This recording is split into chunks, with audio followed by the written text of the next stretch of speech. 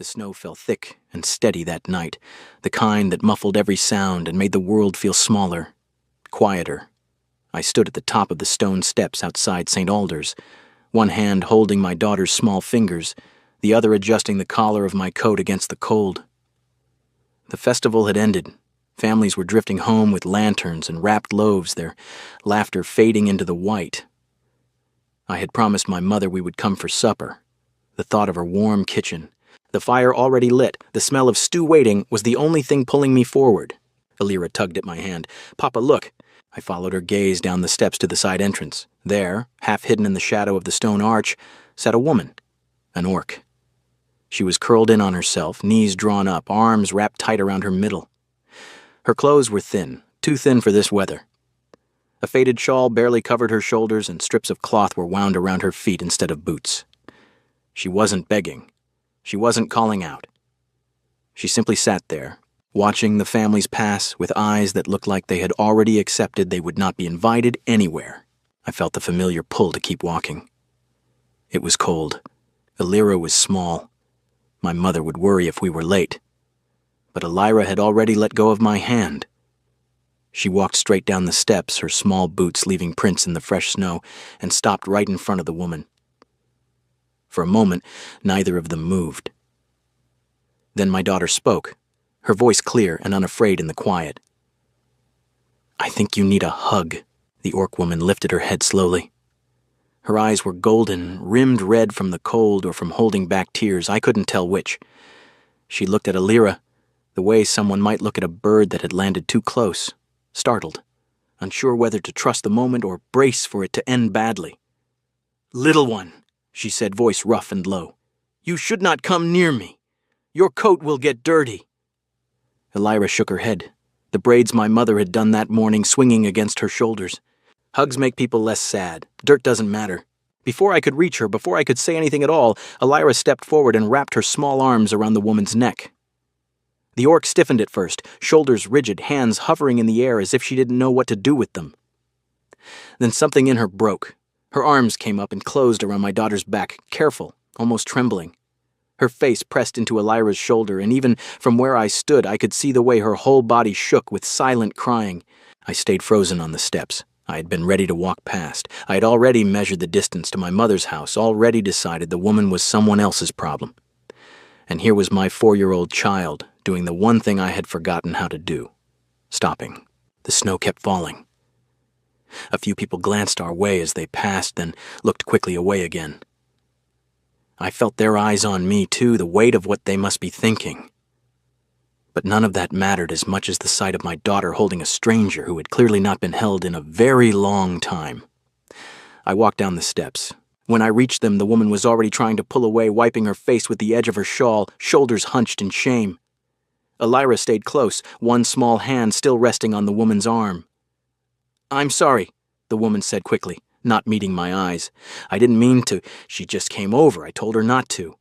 Her voice was quiet, careful, the kind of voice people use when they expect to be told to leave. I crouched down so I was level with both of them. The cold from the stone steps bit through my trousers, but I stayed there. "My name is Cedrin," I said. "This is my daughter, Alira." The woman's eyes flicked up to mine, surprised. She looked younger than I had first thought. Maybe 26, maybe less. There were lines of exhaustion around her mouth, but her face was open in a way that made something in my chest tighten. "I didn't ask for anything," she said. "I was just sitting. I'll go." Alira looked up at me, then back at the woman. "Papa, she's cold, and she doesn't have anywhere to go." I didn't ask how my daughter knew that. Children sometimes see things adults train themselves not to notice. I took off my own coat and draped it over the woman's shoulders. It was too big for her, the sleeves hanging past her hands, but it was wool and still warm from my body. She went very still under the weight of it. "My mother always sets an extra place at the table on festival nights," I said, "even when no one is coming. Tonight that place is yours if you want it." She shook her head once, fast. "I can't. I have nothing to offer in return." "You don't need to offer anything," I answered. "Just come out of the snow." Alira reached out and took one of the woman's hands in both of hers. "Come with us. Grandmother made honey cakes." The woman looked down at my daughter's small fingers wrapped around her larger calloused ones. For a long moment, she didn't speak. Then she let out a breath that sounded like it had been held for days. "Just for tonight," she whispered. Elira beamed. I stood and offered the woman my hand to help her up. She hesitated, then took it. Her grip was strong but careful, as if she was still waiting for the moment someone would pull away. We walked together through the falling snow, my daughter between us, holding both our hands, chattering about the cakes waiting at my mother's house. The woman kept her head down, the borrowed coat pulled tight around her. I didn't ask her name. I didn't ask why she had been sitting alone on the steps. Those questions could wait. For the first time in a long while, I wasn't walking through the world like a shadow moving from one duty to the next. I was walking with someone. And the cold that had lived in my chest since my wife died felt just a little like it had cracked open to let something else in. Behind us, the church bells rang the hour. Ahead, the lights of my mother's house glowed warm through the snow. The woman's steps were slow at first, then steadier. Elira swung our joined hands and hummed a tune only she knew. I didn't know what would happen after tonight. I only knew that for the first time in 2 years, I had chosen to stop instead of keep walking. And that choice had started with 4 small words spoken by my daughter in the snow. The walk to my mother's house took longer than usual, the snow had thickened, and the woman, still wearing my coat, moved carefully, as if every step cost her something. Elira kept up a steady stream of chatter between us, telling the stranger about the honey cakes, about the big fire in the kitchen, about how grandmother always let her have 2 pieces on festival nights. The woman listened without interrupting. Every now and then she would glance down at my daughter with an expression I couldn't quite name, something between wonder and pain. My mother's house stood at the end of the lane, its windows glowing gold against the white. Smoke curled from the chimney. Before I could knock, the door opened. My mother stood there in her dark wool dress, gray hair pinned back, eyes sharp as ever. She took in the 3 of us at once, me, Elira, and the tall orc woman wrapped in my coat. She didn't ask questions, she simply stepped aside. "Bring her in before the snow melts on her. The child looks half frozen too." Inside, the warmth hit like a wall. The smell of stew and fresh bread wrapped around us. My mother took one look at the woman's bare feet wrapped in dirty cloth and clicked her tongue. "Cedrin, take the little one to wash her hands. I'll see to our guest." She didn't wait for an answer. She guided the woman toward the back room where the big copper tub was already steaming. I heard her voice, low and practical. "You'll catch your death in those rags. There's hot water and soap. I'll find you something dry." Elira tugged at my sleeve. "Is she staying, Papa?" "I don't know yet," I said honestly. "We washed up at the basin in the kitchen." When we returned, the woman had changed. She wore a simple wool dress that had once belonged to my younger sister, dark green, a little loose on her frame, but clean and warm. Her black hair was damp and braided loosely down her back. She stood near the hearth, hands clasped in front of her, looking like she wasn't sure she was allowed to take up space. My mother placed a bowl of hot water and a cloth on the table. "Sit, warm your hands before supper." The woman obeyed without a word. Supper was simple and plentiful. Chicken stew thick with root vegetables, barley bread still warm from the oven, slices of salted pork, and the promised honey cakes. My mother set an extra place without comment. Elira insisted the woman sit beside her. Throughout the meal, my daughter kept sliding pieces of bread and meat onto the woman's plate, as if worried she might disappear if she didn't eat enough. Conversation flowed around ordinary things. My mother talked about the apple tree in the yard losing a branch under the snow. I mentioned the forge down the road had run out of charcoal again. Elira described a drawing she had made of a horse with 5 legs because 4 wasn't enough. No one asked the woman where she had come from or why she had been sitting alone on the church steps. The silence on that subject felt deliberate, protective. I watched the woman slowly relax, her shoulders lowered. She stopped gripping the edge of the table so tightly. When Elira offered her a second honey cake, she actually smiled. Small, careful, but real. After the plates were cleared, my mother caught my eye and nodded toward the small sitting room at the back of the house. I understood. She wanted to speak with the woman alone. I took Elira upstairs to change into her nightdress and read her a story. By the time I came back down, the fire in the sitting room had burned low. My mother and the woman sat on the bench near the window. The woman's head was bowed. My mother's hand rested over hers. I stayed in the doorway, not wanting to interrupt. "I lost my husband in a winter like this one," my mother was saying quietly.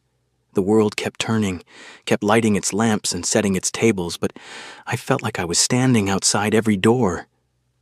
I know what that cold feels like." The woman's voice was barely above a whisper. "My mother died 2 winters ago. After that, everything came apart. I tried to hold on. I really did." My mother squeezed her hand. "You don't have to explain tonight, but you don't have to stand outside anymore either." When the woman looked up, her golden eyes were wet. She didn't speak, but she nodded once. I stepped back into the hallway before either of them noticed me. Something tight had formed in my chest. I thought of my wife, how she would have done exactly what my mother just did, how she would have been disappointed in me for almost walking past the steps tonight. The thought sat heavy. Later, after my mother had gone to bed and Elira was asleep upstairs, I found the woman standing by the front window, looking out at the snow. She had folded my coat neatly and placed it on the bench. "I should go," she said when she heard me. "You and your family have already done more than enough." I came to stand beside her. "Do you have somewhere to go?" She was quiet for a long moment. "No." The word was simple, final. I looked at her profile in the firelight, the sharp line of her jaw, the way her hands were still clenched even now. She looked like someone who had spent a long time making herself small so the world would leave her alone. "There's a room at the back," I said. "It used to be my sister's. It has a bed and a small stove. You can stay tonight. No one will bother you." She turned to look at me. For the first time since the church steps, she met my eyes directly. "Just one night," she said softly. "I don't want to become a burden." I nodded. Just one night. But even as I said it, I knew it wasn't true. One night would not be enough to undo whatever had left her sitting alone in the snow on a festival evening. One night would not erase the way she still flinched when someone moved too quickly near her. And one night would not quiet the strange, unfamiliar feeling that had started in my chest the moment my daughter wrapped her arms around this stranger. She looked toward the back hallway where the room waited. "Thank you." Cedrin. It was the first time she had said my name. It sounded careful on her tongue, like she was testing whether it was safe to use. I watched her walk down the short hallway. She paused at the door, glanced back once, then stepped inside and closed it gently behind her. I stood alone in the main room for a long time. The fire crackled. Snow tapped softly against the windows. Upstairs, my daughter slept. My mother slept. And in the back room, a woman whose name I still didn't know was finally out of the cold. For the first time in 2 years, the house felt like it held more than just the 3 of us and the memory of the one who was gone. It felt like it was holding the beginning of something I didn't yet have words for. I banked the fire, checked the locks, and climbed the stairs. As I passed the back room, I heard nothing from inside. No movement, no sound. She was probably already asleep or lying awake staring at the ceiling the way I sometimes did. Either way, she was warm, she was safe. And for tonight, that was enough. The next morning, I woke before the sun. The house was still quiet, the fire downstairs reduced to glowing embers. I dressed and went down to the kitchen to start the kettle, expecting to find the back room empty and the front door unlocked. Part of me had already prepared for that, the quiet acceptance that last night had been exactly what she said it would be. One night only. But when I passed the small hallway, the door to the back room was still closed. I stood there for a moment, listening. No sound came from inside. I told myself she was probably still asleep, that the warmth and the bed had done what they were meant to do. I went to the kitchen and began cutting bread for breakfast. I had just set the kettle on the stove when I heard the soft click of the back door. She was already dressed in the clothes my mother had given her, the green wool dress covered by my coat again. Her hair was braided tightly, and she carried nothing. No bundle, no extra cloth. She moved like someone who had practiced leaving without making noise. She froze when she saw me. "I was going to go before anyone woke," she said quietly. "I didn't want to be trouble." I set the knife down. "You're not trouble." She looked at the floor. "I don't have anywhere to pay you back, and I can't stay here forever." Your mother has already done too much." I poured hot water into 2 cups and pushed one across the table toward her. "Sit. At least drink something before you decide the whole world is waiting for you to disappear." She hesitated, then sat. Her hands wrapped around the cup, but she didn't drink. For a while, neither of us spoke. The only sound was the kettle still hissing on the stove and the faint creak of the house settling in the cold. Then she said, "My name is Marith Willowfang." It was the first time she had offered it without being asked. I nodded. "Cedrin Hollowmere, though you already knew that." A small, tired smile touched her mouth and vanished. "My mother died 2 winters ago," she said after another silence. "Lung sickness. After she was gone, I kept the room we shared above the weaving workshop. I worked there for 6 years. Good work. Steady. Then the new owner came. He didn't want orcs on his floor, said we made the customers nervous. He let the humans stay and found reasons to let the rest of us go." She turned the cup slowly between her palms. "I looked for work everywhere, markets, tanneries, even the stables. No one wanted to hire an orc who had already been let go once. The rent kept climbing, 3 months behind, then 4. One morning the landlord's men came with a cart and put everything I owned on the street. I tried to carry what I could, but after 2 days I had to leave most of it. The coat I was wearing last night was the only thing left that still kept any warmth." She stopped. Her voice had stayed steady, but her hands had tightened around the cup until the knuckles showed pale green. "I didn't sit on those church steps to beg," she said. "I just didn't know where else to go, where no one would tell me to move along." I let the words settle between us. "I could give you coin," I said finally. "Enough to rent a room for a month.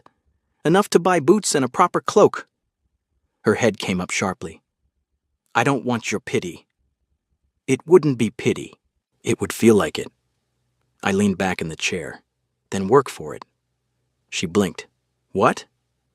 "My warehouse needs someone who knows fabric, someone who can check quality men-torn sacks, sort the good bolts from the ones that have gone damp. The pay is fair, the work is real. If you're not good at it, I'll tell you. If you are, you keep the job." Marith stared at me like I had spoken in a language she didn't understand. "You would trust me with your goods? I would trust you to do the work you say you can do, that's all." She was quiet for a long time. Outside, the first gray light was beginning to push against the snow. 3 days, she said at last. "Let me try for 3 days. If I'm not what you need, I'll leave and you won't see me again." I nodded. 3 days.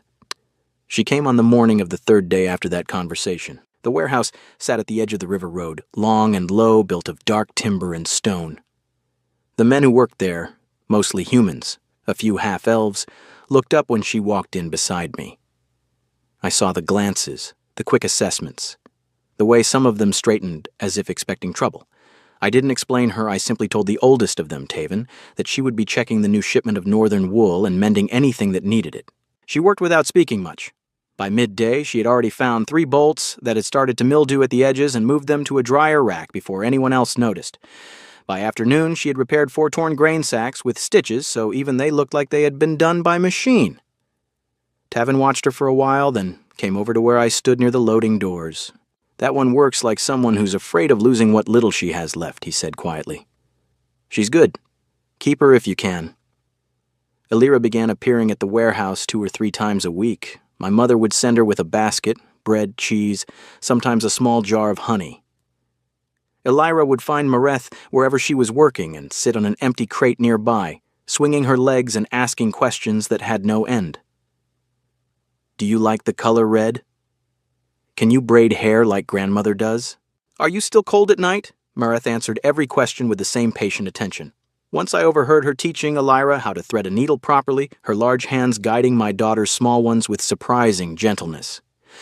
I found myself stopping by the warehouse more often than the work required. I told myself it was to check the ledgers, to speak with Taven about the next caravan. But more often than not, I ended up near the long tables where Mareth sorted and mended, watching the way her hands moved, the way her shoulders had started to lose some of their constant tension. One evening, after the last of the workers had gone and only the 2 of us remained, she spoke without looking up from the bolt of cloth she was examining. "I used to think I had disappeared," she said. That if I stayed small enough and quiet enough, the world would forget I was still taking up space. It was easier that way. Less painful. She set the cloth down and finally met my eyes. Your daughter saw me anyway. I didn't know what to say to that, so I said nothing. The warehouse was quiet except for the sound of wind against the roof and the distant rush of the river. Mareth folded the corner of the cloth with careful fingers. I don't know how to repay any of this, she said. Not the food, not the work, not the way your mother looked at me like I was allowed to exist in her kitchen. You don't have to repay it. She shook her head once, almost smiling. You keep saying that. I don't know how to believe it yet. I watched her finish folding the cloth and set it on the correct shelf.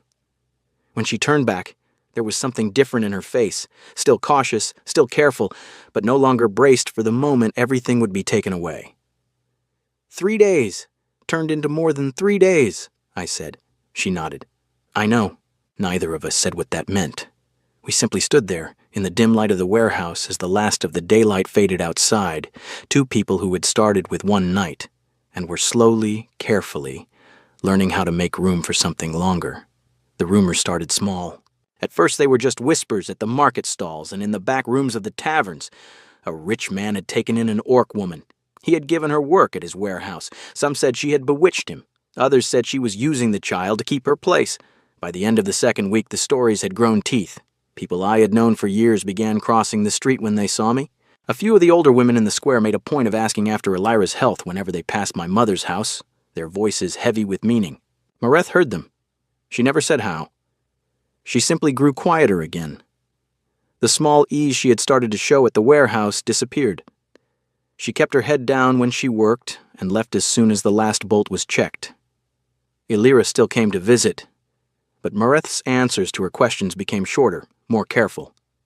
One afternoon she came to my small office at the back of the warehouse and placed the iron key to the main doors on my desk. I've saved enough for a room above the tannery, she said. It's small, but it's mine. I'll find other work. I looked at the key, then at her face. Because of what people are saying? She didn't answer right away. When she did, her voice was steady but low. Because of Elira. She shouldn't have to hear the things they're saying about me, about us. She's just a child. I stood up. One person like you is worth more than all the tongues in this town. She turned away. You make it sound simple. You've never been the one people look at like you shouldn't exist. The words hit harder than she probably meant them to. I felt something old and sharp move in my chest, the same feeling I had carried since the night my wife's carriage went off the mountain road. I had spent 2 years walking around that feeling, pretending it wasn't there. Come with me, I said. She followed me out the back door into the small courtyard behind the warehouse. An old apple tree stood in the center, its branches bare and heavy with snow. I stopped beneath it. My wife's name was Leora, I said. She died 2 years ago on the road coming back from the northern pass. The carriage wheel broke on black ice. I was supposed to go with her that day. I stayed behind to finish a shipment. She went alone. Mareth stood very still. After the funeral, I stopped seeing people, I continued. Not just the poor or the strangers. I stopped seeing anyone who might need something from me. Because if I stopped, if I let myself feel how empty the house was, I was afraid the emptiness would swallow me. So I walked past beggars. I walked past broken carts. I walked past a woman sitting in the snow on a festival night because it was easier than remembering that I used to be the kind of man who would have stopped. I looked at her. My daughter reminded me that night. You reminded me. And I've been trying badly to be that man again. Mareth's golden eyes searched my face for a long time. But you did stop, she said quietly. You came back for me.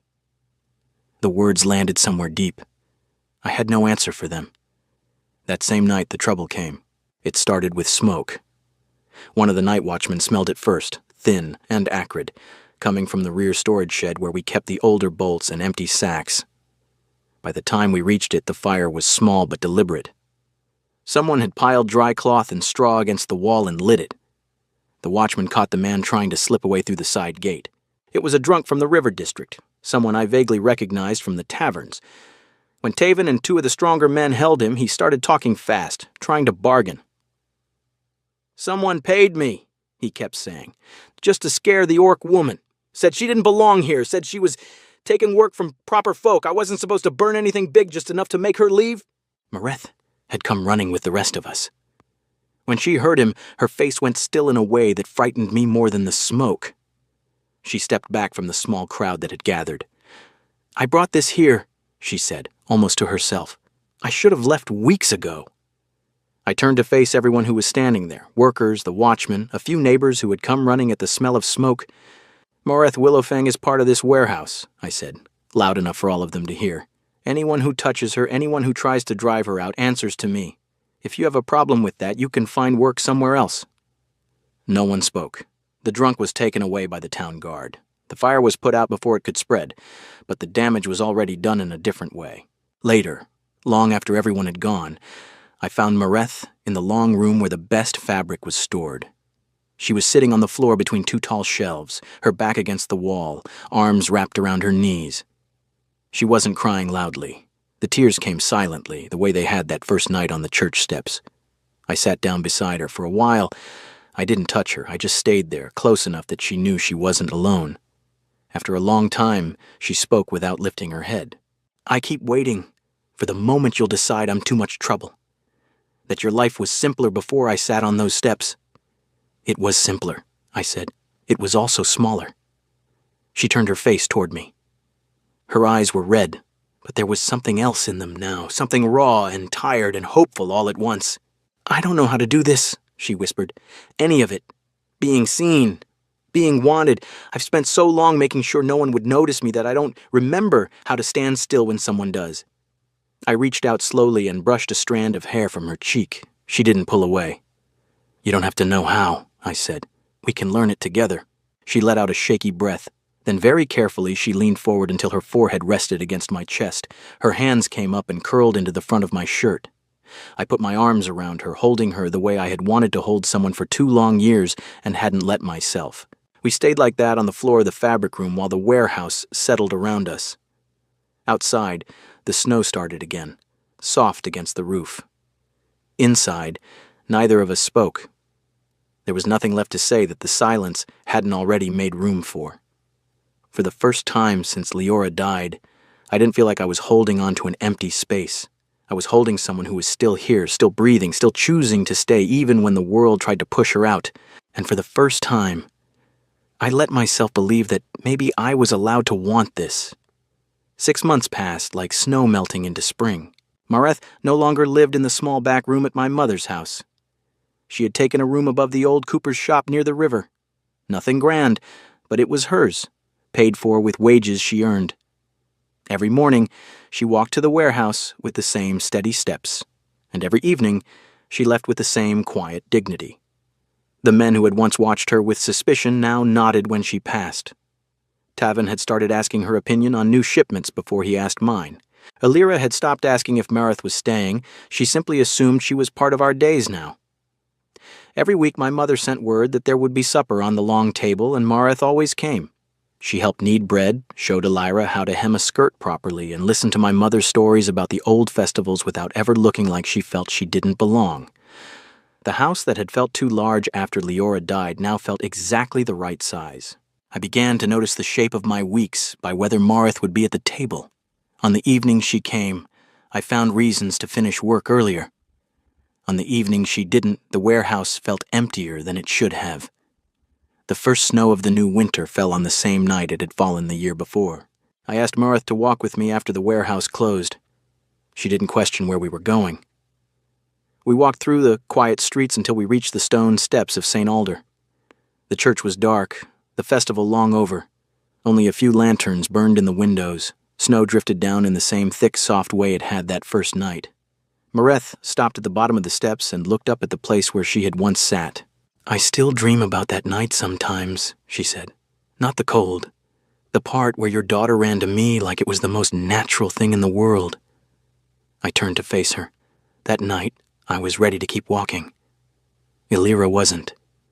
She saw you when I had already decided not to. She told me something I had forgotten, that a person can still be worth stopping for even when the world says they're not. I reached into my coat and took out the small silver ring I had carried for weeks. It was simple, No stones, only a narrow band that caught the lantern light. "Marith Willowfang," I said, "that night my daughter gave you an embrace because she thought you needed one. But the truth is, I needed to be reminded that my heart was still capable of opening. I don't want to go back to walking past what matters. I want to build something that lasts, with you and with Elira. Will you let us?" For a long moment she didn't move. Snow settled on her shoulders and in her dark hair. Then her eyes filled, and the tears that came were nothing like the ones she had cried on these same steps a year ago. "I spent so long believing I had no place left to belong," she whispered. "I don't know how to be someone's home, but I want to learn. With you." She held out her hand. I slid the ring onto her finger. It fit as though it had been waiting. From the shadow of a nearby tree, a small figure burst out and ran straight into Marith's legs. "I knew you still needed hugs," Elira announced, wrapping her arms around Marith's waist. My mother stood a few steps behind her, smiling in that quiet way she had when she approved of something completely. Mareth laughed through her tears and lifted Elira up. The three of us stood there in the snow while the church bells marked the hour, and for the first time in years the sound didn't feel like it belonged to someone else's life. The wedding was held at St. Alder on a clear morning in early spring. It was not a grand affair. There were no processions or silk banners. The people who came were the ones who mattered. Tavin and the warehouse men, several children whose mothers Marith had quietly helped with mending and warm clothes over the winter, my mother in her best dark dress, and Elira carrying a small basket of early flowers she had picked herself. When the priest asked Marith if she came freely, she answered in a clear, steady voice that carried to the back of the church. "I do. Because here, for the first time, I was seen instead of pitied." Afterward, we walked back to my mother's house for a simple meal. Elira fell asleep with her head on Marith's lap before the sun had fully set. I sat beside them, watching the firelight move across the faces of the two people who had become my family. Everything had begun with 4 small words spoken by a child on a snowy night. There had been no magic in them, no grand promise, only the simple courage to stop and offer what little warmth one person could give to another. That one embrace had done what gold and status never could. It had pulled Marith out of the cold she had learned to live inside. It had pulled me out of the colder place I had built around my own heart. And it had shown my daughter that kindness does not need permission or repayment to be real. Now the house no longer echoed with absence. Now there were 3 sets of footsteps on the stairs, 3 voices at the table, and a future that felt wide enough to hold all of us. Outside, the last of the winter snow was melting. Inside, the fire burned steady and warm. Mareth's hand rested in mine, the silver ring catching the light. Elira slept between us, safe. We had started with nothing more than a child's instinct to comfort a stranger. From that small beginning, we had built a home where no one would ever have to sit alone on stone steps in the snow again.